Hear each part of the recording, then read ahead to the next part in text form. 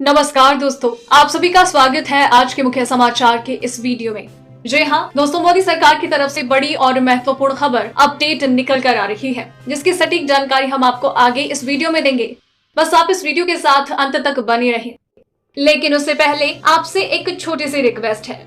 मुझे इस वीडियो को बनाने में बहुत मेहनत लगती है, तो इस मेहनत के लिए वीडियो पर एक लाइक जरूर कीजिए। साथ ही वीडियो के नीचे दिए गए इस लाल बटन को दबाकर चैनल को सब्सक्राइब कीजिए और इस घंटी को भी दबाएं, ताकि आपको दिन भर की बड़ी खबरों की जानकारी लगातार मिलती रहे। तो चलिए दोस्तों, एक एक करके सभी बड़ी खबरों के बारे में जान लेते हैं। तो दोस्तों, आज की सबसे पहली बड़ी अपडेट की बात की जाए तो 10 करोड़ से ज्यादा सस्ते स्मार्टफोन बाजार में उतारेगी रिलायंस जियो। चीनी कंपनी पर निर्भरता होगी खत्म। जी हाँ, चीनी मोबाइल कंपनियों पर निर्भरता खत्म करने और देश में ही सस्ते 4G स्मार्टफोन्स का निर्माण करने के लिए देशी कंपनियों ने कमर कस ली है। उद्योग सूत्रों के अनुसार भारतीय एयरटेल और रिलायंस जियो ने देसी मोबाइल कंपनियों से साझेदारी कर 1000 से 2500 रुपए तक के स्मार्टफोन्स लॉन्च करने की तैयारी कर ली है। सूत्र के अनुसार एयरटेल ने स्थानीय ब्रांड्स के साथ मिलकर लॉक्ड और अनलॉक्ड दोनों तरह के स्मार्टफोन लाने की तैयारी की। यूएस और कई दूसरे पश्चिमी देशों में टेलीकॉम ऑपरेटर्स स्मार्टफोन कंपनियों के साथ मिलकर ऐसे फोन लाती है जो टैरिफ प्लान या मंथली पेमेंट ऑप्शन के साथ आते हैं। अब भारतीय एयरटेल भी भारत में ऐसे ही फोन ला सकती है। वहीं रिलायंस जियो जल्द ही 10 करोड़ से ज्यादा सस्ते स्मार्टफोन लाने जा रही है। ये एंड्रॉइड स्मार्टफोन होंगे, इनके साथ भी डेटा पैक्स भी शामिल होगा। सूत्रों ने बताया कि रिलायंस जियो एंड्रॉइड प्लेटफॉर्म पर काम करने वाले 10 करोड़ से ज्यादा सस्ते स्मार्टफोन की मैन्युफैक्चरिंग करना चाहती है। इन स्मार्टफोन को दिसंबर 2020 तक लॉन्च किया जा सकता है। रिलायंस और एयरटेल की ओर से देश में सस्ते 4G स्मार्टफोन पेश करने के बाद चीनी स्मार्टफोन कंपनियों को कड़ी टक्कर मिलेगी। चलिए अब बढ़ते हैं अगली खबर की ओर। खाक होंगे चीन पाकिस्तान, भारत का लेजर हथियार करेगा चकनाचूर, कांपेंगे दुश्मन।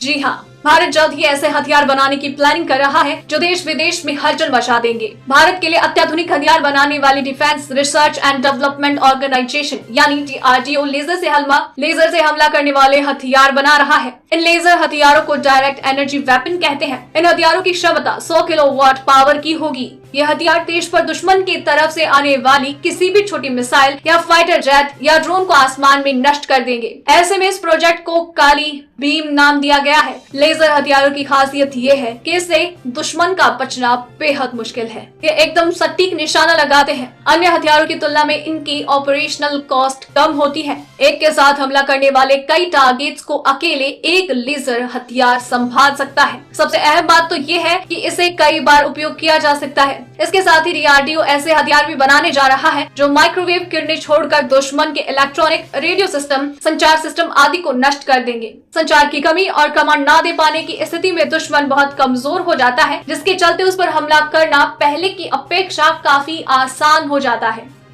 और अगली बड़ी खबर की बात की जाए तो अब दिमाग पर असर डाल रहा है कोरोना वायरस, रिसर्च में हुआ बड़ा खुलासा।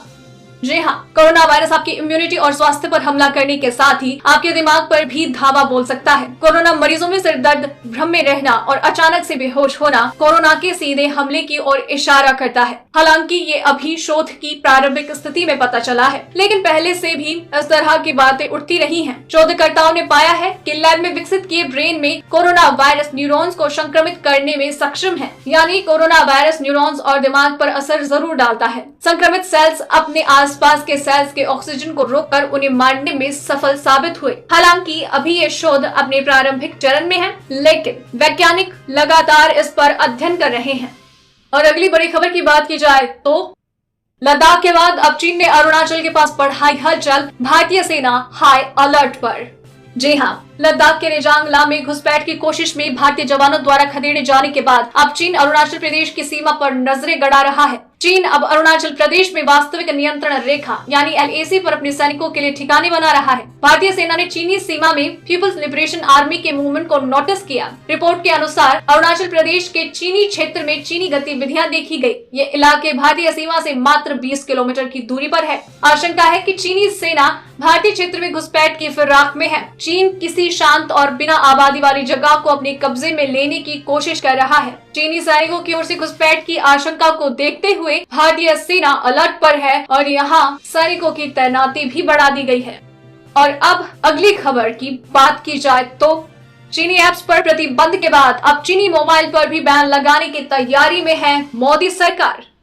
जी हाँ, सरकार की ओर से चीनी ऐप्स के बाद चीनी मोबाइल हैंडसेट पर भी रोक लगाई जा सकती है। सूत्रों के अनुसार डिजिटल कम्युनिकेशन कमीशन की होने वाली बैठक में डेटा की प्राइवेसी और सिक्योरिटी की सिफारिशों को हरी झंडी मिल सकती है। ट्राई की सिफारिशों के अनुसार हैंडसेट कंपनियों को उपभोक्ता के डेटा की सुरक्षा की जिम्मेदारी लेनी होगी। ट्राई ने 2018 में इसकी सिफारिश की थी। ट्राई की तरफ से डेटा की प्राइवेसी, सिक्योरिटी, मिल्कियत को लेकर सिफारिश की गई थी। ICA ने ट्राई की सिफारिशों का विरोध किया था। इस सिफारिश में कहा गया था कि apps, operating system, mobile handset को उपभोक्ताओं के डेटा की सुरक्षा करनी होगी। कंपनियों को अपने सर्वर भारत में लगाने होंगे। भारत के 74% बाजार पर चाइनीज हैंडसेट का कब्जा है। इसलिए भारत सरकार अब चाइनीज ऐप बंद करने के बाद चाइनीज मोबाइल कंपनियों को भी भारत में बैन करने पर विचार कर रही है। जल्द ही इस पर अंतिम फैसला लिया जाएगा।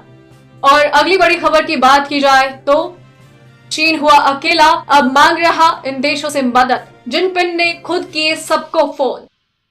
जी हाँ, भारत और चीन के बीच LAC को लेकर जारी विवाद में जिनपिंग सरकार और चीन खुद फंसता जा रहा है। जब से चीन ने लद्दाख में भारतीय सीमा के पास घुसपैठ करने और क्षेत्रों पर कब्जा जमाने के मंसूबों के तहत साजिश करना शुरू किया, तब से वो भारतीय सैनिकों से लगातार हार रहा है। वहीं अंतर्राष्ट्रीय मंच पर भी अलग थलग हो गया है। भारत के अलावा अमेरिका, ब्रिटेन, ऑस्ट्रेलिया और जापान जैसे देश चीन के खिलाफ खड़े हैं। ऐसे में अब चीन की मुश्किलें बढ़ गई हैं। अपनी आने वाली हालात का अंदाजा लगाते हुए चीन के राष्ट्रपति शी जिनपिंग ने खुद जर्मनी की चांसलर एंजेला मर्केल से फोन पर बातचीत की। इसके अलावा यूरोपीय यूनियन के कई नेताओं के साथ भी जिनपिंग ने फोन पर बातचीत कर अपना पक्ष रखा। चीन के राष्ट्रपति को धीरे धीरे चीन का आने वाला भविष्य नजर आ रहा है और इसीलिए वो अलग अलग देशों से अपनी दोस्ती बढ़ाने की कोशिश में लगा है। लेकिन सब चीन की हरकतों को जानते हैं और ये दोस्ती कब तक टिकेगी ये तो भगवान ही जाने।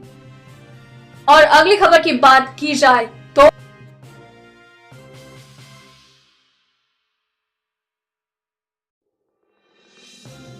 बैंक ने बदला ATM से कैश निकालने का नियम, बिना मोबाइल के नहीं निकाल पाएंगे पैसे। जी हाँ, अगर आप स्टेट बैंक के ग्राहक हैं तो ATM से पैसा निकालने जाते वक्त अपना रजिस्टर मोबाइल जरूर साथ लेकर जाएं, क्योंकि कैश विड्रॉल को ज्यादा सुरक्षित बनाने के लिए 10,000 से ज्यादा के हर कैश विड्रॉल ट्रांजैक्शन पर ATM पिन के साथ रजिस्टर मोबाइल नंबर पर आने वाला OTP भी जरूरी होगा। हालांकि ऐसा एक नियम 1 जनवरी 2020 से लागू है। उसके अनुसार खाता धारक को रात के 8 बजे से लेकर सुबह 8 बजे तक SBI के ATM से कैश निकालने के लिए OTP की जरूरत होगी। लेकिन अब इसे पूरे दिन के लिए लागू किया गया है, यानी अब 24 घंटे में आप कभी भी ATM से पैसे निकालते हैं तो आपको OTP की जरूरत होगी। ये नियम सभी SBI ग्राहकों के लिए आज से लागू होंगे। OTP को जरूरी करने के पीछे बैंक का मकसद अवैध ट्रांजैक्शन और ATM फ्रॉड को कम करना है। स्टेट बैंक ने अपने ग्राहकों से अपील की है कि जिन ग्राहकों का मोबाइल नंबर रजिस्टर नहीं है वो खाते के साथ तुरंत अपना नंबर रजिस्टर करवाएं। अभी ये नियम सिर्फ SBI ATM पर ही लागू होगा। दोस्तों, आज की खबरों में बस इतना ही।